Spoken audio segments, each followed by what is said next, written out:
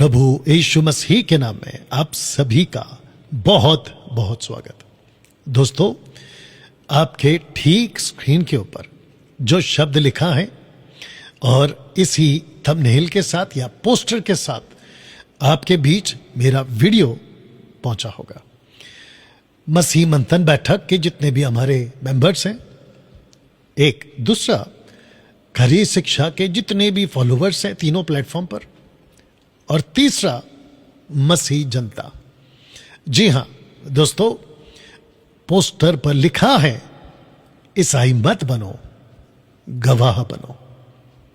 जी हां, इस यीशु के पुनरुत्थान के दिन पर जिसको पूरा विश्व हैप्पी ईस्टर के नाम से सेलिब्रेट करता है, क्योंकि 50% जो क्रिश्चियंस हैं वो कैथलिक से आते हैं, ठीक है ना। बाकी 20% ऑर्थोडॉक्स, 20% मेनलाइन चर्च, 10% पेंटिकॉस्टल्स। दोस्तों, मैं डैनियल राज आप सबका इस वीडियो को देखने के लिए स्वागत करता हूं। मैं चाहता हूं कि अगर आपको ये वीडियो और इस पे की गई बातें, लगभग 1 घंटे से भी ऊपर का ये वीडियो होने वाला है, अगर आपको लगा कि डैनियल भाई जो आपने बातें की हैं जीसस के रिजरेक्शन के ऊपर, और वो मुद्दा जो दरअसल में असलियत का था, इस 2025 में जहां बड़ी तादाद में क्रिश्चियंस यानी कि मसीह भाई बहन अपना जीवन प्रभु को तो दे रहे हैं, लेकिन वो समझ नहीं पा रहे हैं कि उनको ईसाई नहीं बनना है बल्कि उनको गवाह बनना है।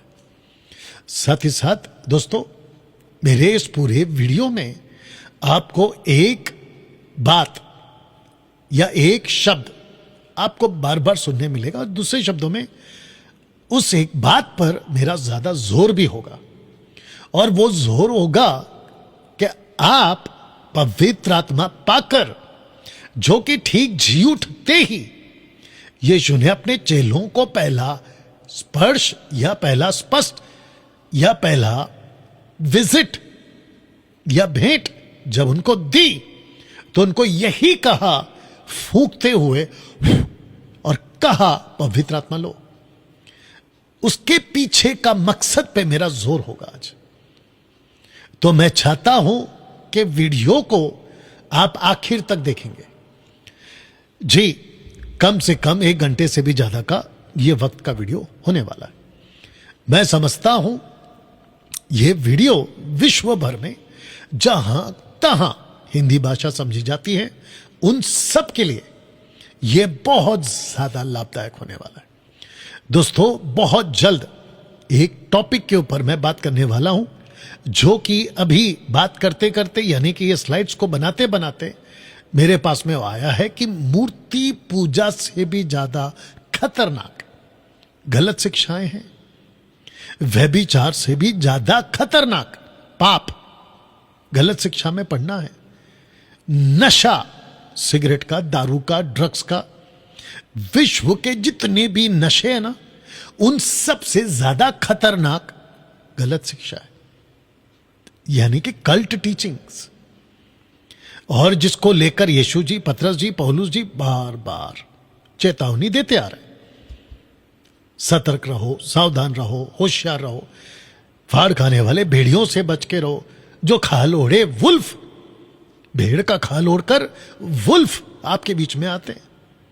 इसकी चेतावनी देते आ रहे हैं। इसके ऊपर मैं वीडियो बनाऊंगा, लेकिन आप जब पोस्टर को देख रहे हैं तो मैंने जरूरी समझा अभी मैं इसको आपके बीच में रखूं कि आपको ईसाई नहीं बनना है, आपको बनना है गवाह, विटनेस। इसी शब्द पर मेरा सबसे ज्यादा, ये 1 से भी ज्यादा घंटे का जो वीडियो है, इसके ऊपर बात होगी। तो दोस्तों, क्या आप तैयार हैं? Brothers and sisters, ladies and gentleman, क्या आप तैयार हैं? दोस्तों, मैं सबसे पहले एक पोस्टर आपके बीच में रखूंगा, और वो पोस्टर है ये वाला कि फर्स्ट सेंचुरी डिसाइपल्स, जब फोटो देख लीजिएगा, जब वो यीशु के जी उठने की गवाही देते थे, जी उठने की गवाही, जब वो गवाही देते थे उन लोगों के लिए मात्र इतना कहना कि यीशु जी उठा है, यीशु को मानो, वो नहीं था टॉपिक। यीशु के पीछे चलो, ये नहीं था टॉपिक। अभी मैं रखूंगा बहुत सारे स्क्रिप्चर्स जो कि बहुत सारे प्रीचर्स, पास्टर्स, चर्च के मेंबर्स को शायद ये बात की अहमियत, इंपॉर्टेंस नहीं पता है, लेकिन आज और इस वीडियो में आप इसको देखोगे। जब वो यीशु के जी उठने की गवाही देते थे ना, उनके लिए आसान नहीं था। उनका कत्ल कर दिया जाता था, आरी से चीर दिए जाते थे, क्रूस पे लटका दिए जाते थे, पत्थरों से मार दिए जाते थे, और जिंदा खूंखार जानवरों के आगे ऐसे फेंक दिए जाते थे जैसे मानो कोई मटन का टुकड़ा फेंक रहा है। कैद कर दिए जाते थे, बच्चों को पीट दिए जाते थे, कत्ल कर देते थे उनकी पत्नियों का, एक ही शब्द पे कि यीशु जी उठा है। That's it. अब आपको बताता हूं क्यों। दोस्तों, एक्ट चैप्टर 4 एंड वर्स 2, प्रेरितों की किताब, उसका 4 अध्याय और वचन 2 लिखा है, क्योंकि वे यानी कि शास्त्री, फरीसी और वहां के सो कॉल्ड धार्मिक गुरु कहते हैं कि वे बहुत क्रोधित हुए। अब प्रश्न है किन से? सुनिएगा, लिखा है कि वे लोगों को सिखाते थे, जिनसे शास्त्री फरीसी जो क्रोधित है ना, बात हो रही है डिसाइपल्स की, कि वे लोगों को सिखाते थे और यीशु का उदाहरण दे देकर मरे हुओं के जी उठने का प्रचार करते थे। तो ऊपर जो आप पढ़ रहे हैं ना कि क्रोधित होते थे, तो क्रोधित होते थे किससे? चेलों से, 120 चेलों से। आपने ठीक सुना दोस्तों, 120 चेलों से। उसके बाद चैप्टर 2 में, क्योंकि अभी मैं जो बात कर रहा हूं वो चैप्टर 4 है, अध्याय नंबर 4 है। चैप्टर 2 में 3000 लोगों का उद्धार हो चुका था, और जैसे ही कलीसिया बढ़ने लगी थी, एक ही शब्द पे जोर होता था कि सबको सिखाओ कि यीशु जी उठा है, यीशु जी उठा है। ऐसी गवाह तुमको बनना है ना। मैं चाहता हूं कि एक वचन पहले आपको पढ़ाऊं, और वो है मत्ती 18 का 7, मैथ्यू 18:7। लिखा है दोस्तों कि ठोकरों के कारण संसार पे जो शब्द मैंने ऊपर लिखा है कॉस्मोस, उसका जो स्ट्रॉन्ग्स है वो 2889 है। ये ग्रीक शब्द में कॉस्मोस का मतलब होता है यूनिवर्स, यानी कि विश्व। तो ठोकरों के कारण संसार पर, इसका मतलब तब भी आज भी उस वक्त का जूडा, यहूदा, समरिया, यरूशलेम, आसपास का इलाका, इथोपिया, अफ्रीका, आज की तारीख में पूरा विश्व। लिखा है कि ठोकरों के कारण संसार पर हाय। हाय को मैंने ऊपर वोव लिखा है, WOE, वोव मतलब श्राप। ठोकरों का लगना अवश्य है, पर हाय उस मनुष्य पर जिसके द्वारा ठोकर लगती है। जानते हो दोस्तों, यीशु इसको अपने चारों किताबों में, जो उनके डिसाइपल्स हैं, मैथ्यू, मार्क, लूक, जॉन, ये सब के सब रिकॉर्ड कर चुके हैं कि ठोकरों का बात जीसस ने किया था। ये पक्का लगेगा, ठोकर पक्का लगेगा। मैंने इसलिए क्या कहा था आपसे अभी थोड़ी देर पहले, मूर्ति पूजा से भी ज्यादा डेंजरस है कल्ट टीचिंग, यानी कि गलत शिक्षा। और मैं डंके की चोट पे कहता हूं, अन्य भाषा यानी कि रबा रबा, शबा शबा, लबा लबा, जो भी ये बोलते ना, रिकारा, बिकारा, सिकारा, पता नहीं क्या क्या शब्द बोलते हैं जिसका कोई अर्थ नहीं होता। मूर्ति पूजा, व्यभिचार, नशा, ड्रग्स से ज्यादा डेंजर यह गलत शिक्षा है। मूर्ति पूजा से बाहर निकलकर अगर यह धोखे में हो कि मैं तो चर्च जाता हूं, मैं तो बाइबल पढ़ता हूं, मैं तो पास्टर को सुनता हूं, मेरा चर्च पेंटिकोस्टल, मेरा चर्च प्रोटेस्टेंट, मेरा चर्च अलाना फलाना, ए मेरे भाई, बहुत बड़े धोखे में हो। क्योंकि सारा खेल, ये वाला वचन पढ़ लो, कुछ मसीह समाज में लोग घुस चुके हैं जो आपको ठोकर दे देंगे। इसलिए जीसस ने कहा है कि उस मनुष्य पर हाय जिसके द्वारा ठोकर लगती है। अब आप सोच के देखिए ना, आपने मूर्ति पूजा छोड़ दिया, दारू छोड़ दिया, नशा छोड़ दिया, ड्रग्स छोड़ दिया, संसार छोड़ दिया, व्यभिचार, गलत काम, दुनिया भर के पाप छोड़ दिया और फंस गए जाके अन्य भाषा में, यानी कि जिब्रिश। देखिए, एक अन्य भाषा पवित्र आत्मा को, उसको मैं मानता हूं, और वो है पृथ्वी की भाषा, हिंदी, मराठी, तेलुगु, तमिल, इंग्लिश, विश्व की, दुनिया भर की, ठीक है ना। लेकिन जो आजकल चल रहा है मैं उसकी बात कर रहा हूं कि वो शैतान की ओर से। सब कुछ छोड़ दिया, अन्य भाषा में पड़ गए, तो मूर्ति पूजा करके जो तुम नरक जाने वाले थे, वे विचार करके जो तुम नरक जाने वाले थे, ये जिब्रिश बोल के तुम नरक जाने वाले हो। और ऊपर से दशमांश, जो कि बहुत डेंजर है, बहुत डेंजर है दशमांश। बहुत ध्यान से सुनिएगा, क्योंकि दशमांश का कानून एक ऐसा काला नियम है लूसीफर की तरफ से, आपको व्यवस्था में ढकेल दे रहा है। तो ऐसे मनुष्य पर हाय, ये जीसस का स्टेटमेंट है, मेरा नहीं है।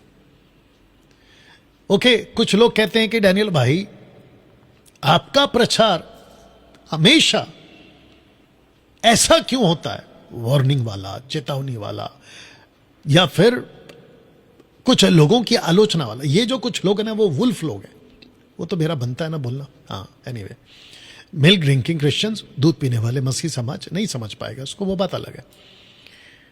मैं आपको पता है ऐसा क्यों कहता हूं, ध्यान से सुनिएगा। 90% जो आज लॉकअप में है ना, एक, दूसरा जो जेल में है ना, तीसरा काला पानी की सजा भुगत रहे ना, उनको जाके पूछो तो 90% उनके मुंह से यही शब्द निकलेगा कि काश गलत करने से पहले मुझे किसी ने रोक दिया होता। ये स्टेटमेंट आएगा। आप बोलोगे डैनियल भाई आपको कैसे मालूम? तो आपके नॉलेज के लिए बता दूं कि मैं जेल विजिट करता था कुछ साल पहले, और जब उन लोगों से हम पर्सनल बात करते थे तो अक्सर ये सुनने मिलता था कि काश मैं ये नहीं करता, काश मैं वो कत्ल नहीं करता, काश मैं ऐसा नहीं करता, काश मुझे कोई रोक देता।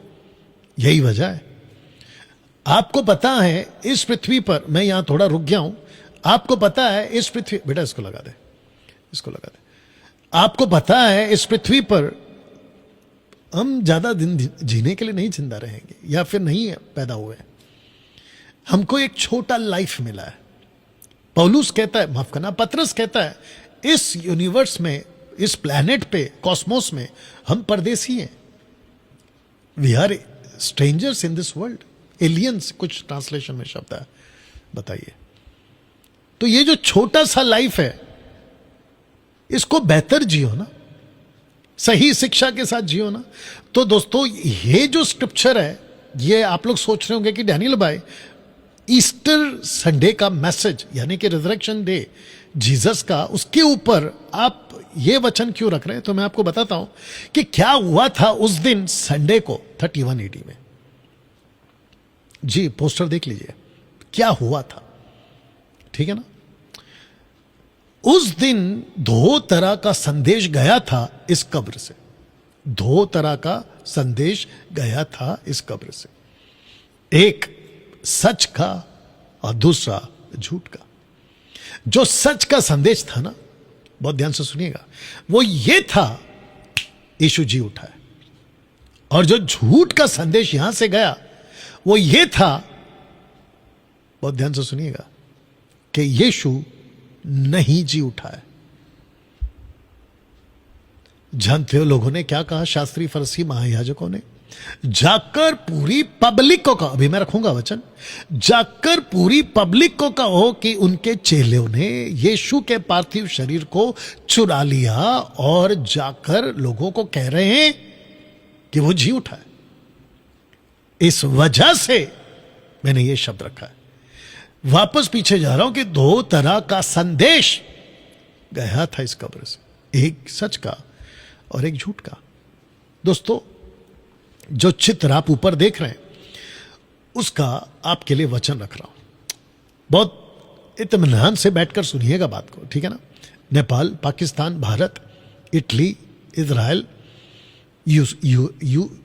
यूएसए, यूके, यूएसए, ठीक है ना, लंदन, यूएसए, यूके, जो भी है, या फिर जहां कहीं से भी आप बड़े इत्मीनान से सुनिएगा, कनाडा ऑफ कोर्स, लिखा है कि सब्बत के दिन के बाद, सप्ताह के पहले दिन, ब्रैकेट में संडे मैंने डाला, यानी कि आफ्टर सैटरडे, अब आफ्टर सब्बात संडे आता है, फटते ही, कुछ ट्रांसलेशन में जब अंधेरा ही था, यह बात भी आई है कुछ ट्रांसलेशन में, फटते ही मरियम मगदलिनी और दूसरी मरियम कब्र को देखने आई। किसको देखने आई? कब्र को देखने आई। लिखा है कि देखो एक बड़ा भूडोल हुआ, भूकंप, अर्थक्वेक, क्योंकि प्रभु का एक दूत स्वर्ग से उतरा। ये प्रभु कौन है? Of course Yeshu. यूड है, वाव है, YHWH। लिखा है उसके पास आकर उसने पत्थर को लुढ़का दिया, उस पर बैठ गया। पत्थर को लुढ़का के पत्थर पर बैठ गया। और यह कैसा था मैं आपको बताता हूं। वचन 3, उसका रूप बिजली का सा, उसका वस्त्र पाले की नाई उज्जवल था, उसके भय से पैरवे कांप उठे और मूर्तक समान हो गए। सोच के देखिए कि वहां मैरी मैगदलीन है, एक और मरियम है, ऑफ कोर्स मार्था की बहन मरियम भी बोल सकते हैं, या फिर यीशु की मां भी बोल सकते हैं, ठीक है ना। और भी कई महिलाएं हैं, कुछ ट्रांसलेशन में है। लिखा है कि जो पहरेदार थे ना, वो मूर्तक समान हो गए। इस स्वर्गदूत का डर उनके अंदर आया था।